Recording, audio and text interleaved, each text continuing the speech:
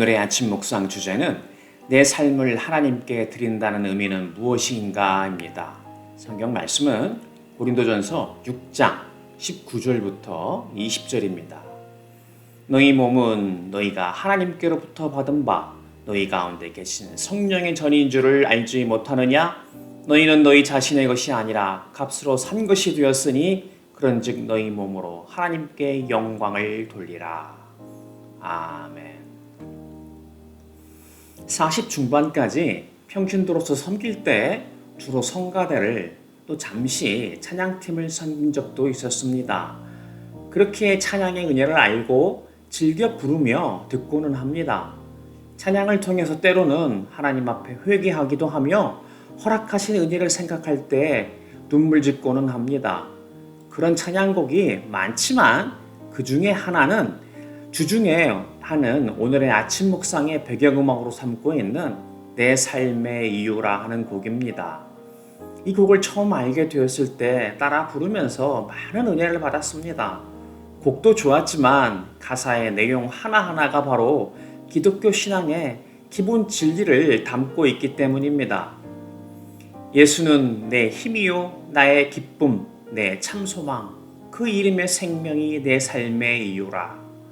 오직 주만 따라갑니다. 오직 주만 높임 받으소서. 내 평생의 그 이름을 그의 선하심을 세상에 노래합니다. 그 이름의 크신 능력 영원한 생명이 내 삶의 이유라. 내 삶의 이유가 바로 예수님의 크신 능력으로 얻게 된 영원한 생명에 있다고 고백하는 것입니다.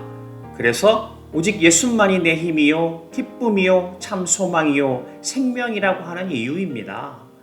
그렇기에 이제 이렇게 살겠노라고 예수님께 고백하고 헌신할 것을 다짐합니다. 내가 사나 죽으나 그 이름을 위하여 내 모든 것 다 드리니 나를 받으소서. 이 찬양의 뮤직비디오를 보면서 오래전에 작곡하신 CCC의 김중곤 목사님의 음성도 듣게 되었습니다. 젊은 청년들과 함께하는 야외 집회에서 노구의 몸을 이끌고 나오셔서 설교하시는 음성이었습니다. 그 중에 백문일답이라는 것을 주고받는 장면이 있었습니다. 목사님이 청년들에게 손을 높이 쳐들면서 질문하시자 청년들이 전부 일어서서 같이 손을 높이 들고 대답하는 장면입니다. 진리가 어디 있습니까? 하자 예수님께 있습니다 하고 대답합니다. 진짜 생명은 어디에 있습니까? 하자 예수님께 있습니다 하고 대답합니다. 우리가 가야 할 길은 어디에 있습니까? 하자 예수님께 있습니다 하고 대답합니다. 우리가 먹고 살 집은 어디에 있습니까? 하자 예수님께 있습니다 하고 대답합니다. 바로 이것이었습니다. 오늘 살펴보는 주제인 내 삶을 하나님께 드린다는 의미는 무엇인가에 대한 답이었습니다. 오늘 주제 본문인 고린도전서 6장 19절부터 20절입니다. 너희 몸은 너희가 하나님께로부터 받은 바 너희 가운데 계신 성령의 전인 줄을 알지 못하느냐? 너희는 너희 자신의 것이 아니라 값으로 산 것이 되었으니 그런즉 너희 몸으로 하나님께 영광을 돌리라. 우리의 마음 깊이 하나님께서 그의 아들이신 예수님이 십자가에서 우리의 죄를 위해 대신 죽으신 핏값으로 사셔서 비로소 우리가 예수님께 속하게 되었다는 것을 인정하는 것입니다. 이제 그러니 그 은혜에 감사드리며 이제 우리 자신의 것이 아니라 예수님의 것이라 고백하며 우리 몸으로 하나님께 영광을 돌리는 삶을 살겠다 작정하는 것입니다. 더 이상 내 자신의 주인이 내가 아니라 오직 예수님이 나의 주인이요 목자요 지혜요 소망이며 가장 충만하고 영원한 기쁨의 근원이시라 고백하고 그렇게 살겠다 한 것입니다. 이제부터 사는 삶은 내 삶에 대한 모든 권리를 포기하고 오직 하나님의 보호와 공급, 인도하심에 따라 만족하며 살겠다고 맡기는 것입니다. 죽을 때조차도 절실하게 하나님이 우리를 받으시고 마침내 주님 다시 오실 때 우리를 부활시켜 새 하늘과 새 땅에서 새 생명으로 거듭나게 하실 것을 믿는 것입니다. 그렇기에 야외 집회에서 목사님과 청년들이 주고받았던 백문일답이 바로 오늘 질문에 대한 완벽한 성경적인 답이요 우리의 고백이 될 것입니다. 진리가, 진짜 생명이 우리가 가야 할 길이 예수님께 있습니다. 그렇게 우리가 먹고 살 집과 일용할 양식마저도 예수님께 의지하는 것입니다. 마태복음 6장 31절부터 33절입니다. 그러므로 염려하여 이르기를 무엇을 먹을까, 무엇을 마실까, 무엇을 입을까 하지 말라. 이는 다 이방인들이 구하는 것이라. 너희 하늘아버지께서 이 모든 것이 너희에게 있어야 할 줄을 아시느니라. 그런즉 너희는 먼저 그의 나라와 그의 의를 구하라. 그리하면 이 모든 것을 너희에게 더하시리라. 저의 지난 젊은 시절을 생각해 볼 때에도 무엇을 작정하고 이루어 보겠나라 생각하며 모든 목표와 계획과 결단과 실행을 스스로 판단하고 해보고자 했던 어리석음이 바로 불신앙이었음을 고백하지 않을 수 없습니다. 세상은 이렇게 자기 스스로 결정해서 자신의 기쁨을 위해서 노력하여 이루어낸 자를 자수성가했다 하면서 높이 평가합니다. 자아만족이 자신의 인생의 목표이기 때문입니다. 바로 이것이 기독교가 말하는 죄입니다. 이것을 깨닫는데 참 많은 시간이 걸렸습니다. 하나님께서 창세전에 택하신 백성을 값을 치르고 사셨습니다. 그들의 죄는 용서받았고 더 이상 죄책감은 사라졌습니다. 그렇기에 이제 그들은 자기 자신의 것이 아닙니다. 오직 하나님께 속합니다. 그리고 그들은 오직 하나님을 영화롭게 하고 하나님을 즐기기 위해 존재할 따름입니다. 그것만이 인생의 참된 행복이기 때문입니다. 그것을 깨닫게 되어 살게 되었을 때 하나님 앞에 그것만이 인생의 존재 이유요 참된 대답이라고 고백하지 않을 수 없기 때문입니다. 이렇게 자신을 하나님께 드린다는 것은 하나님이 우리를 완전히 소유하고 다스리고 만족시키며 오직 하나님의 목적을 위해 우리가 되기를 갈망하는 것입니다. 로마서 12장 1절부터 2절입니다. 그러므로 형제들아, 내가 하나님의 모든 자비하심으로 너희를 권하노니 너희 몸을 하나님이 기뻐하시는 거룩한 산 제물로 드리라. 이는 너희가 드릴 영적 예배니라. 너희는 이 세대를 본받지 말고 오직 마음을 새롭게 함으로 변화를 받아 하나님의 선하시고 기뻐하시고 온전하신 뜻이 무엇인지 분별하도록 하라. 바로 우리가 하나님의 모든 자비하심으로 구속받았습니다. 그러니 이제 내 몸을 살아있는 제물로 드립니다. 바로 이것이 우리가 하나님께 드리는 영적 예배의 모습입니다. 이제 우리가 해야 할 일은 이 세상 풍조와 초등학문을 따르지 말고 마음을 새롭게 하여 성령의 변화를 받아 하나님의 선하시고 기뻐하시고 온전하신 뜻을 분별하는 것입니다. 로마서 6장 13절도 보겠습니다. 또한 너희 지체를 불의의 무기로 죄에게 내어주지 말고 오직 너희 자신을 죽은 자 가운데서 다시 살아난 자 같이 하나님께 드리며 너희 지체를 의의 무기로 하나님께 드리라.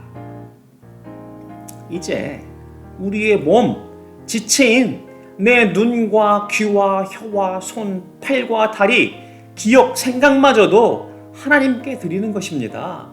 그렇게 우리의 지체를 불의의 무기로 죄에 내줄 수 없습니다.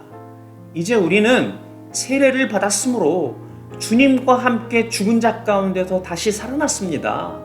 하나님이 우리를 당신의 소유로 삼으시고 의의 무기로 사용하셔서 하나님의 선하고 거룩한 목적을 위해 쓰시기를 소원합니다.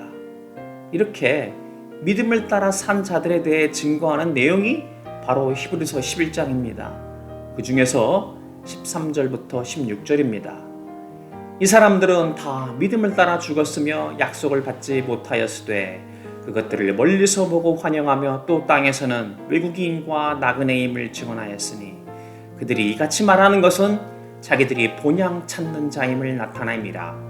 그들이 나온 바 본향을 생각하였더라면 돌아갈 기회가 있었으려니와 그들이 이제는 더 나은 본향을 사모하니 곧 하늘에 있는 것이라.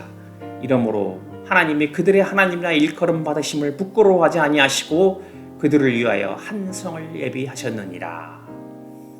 이들은 다 믿음을 따라 이 땅에서 살다가 죽었으나 약속을 받지 못했다 합니다. 하나님께서 그들에게 주신 언약의 완전한 성취를 살아있는 동안에는 다 볼 수 없었습니다. 아브라함도 하나님이 약속하신 땅을 완전히 차지하지 못했고 그 후손들인 다윗 솔로몬 때에 되어서야 볼 수 있었습니다. 하지만 그마저도 온전한 것이 아니었습니다.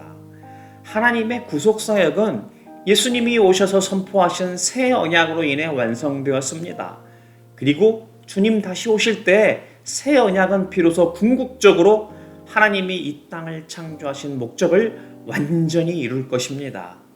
이렇게 믿음의 선진들은 단순히 이 땅의 일시적인 것들에 얽매이지 않았고 오직 하나님의 언약이 마침내 궁극적으로 이루어질 더 나은 본향인 하나님이 예비하신 새 하늘과 새 땅을 바라보며 유산을 기다리는 상속자로 살았습니다.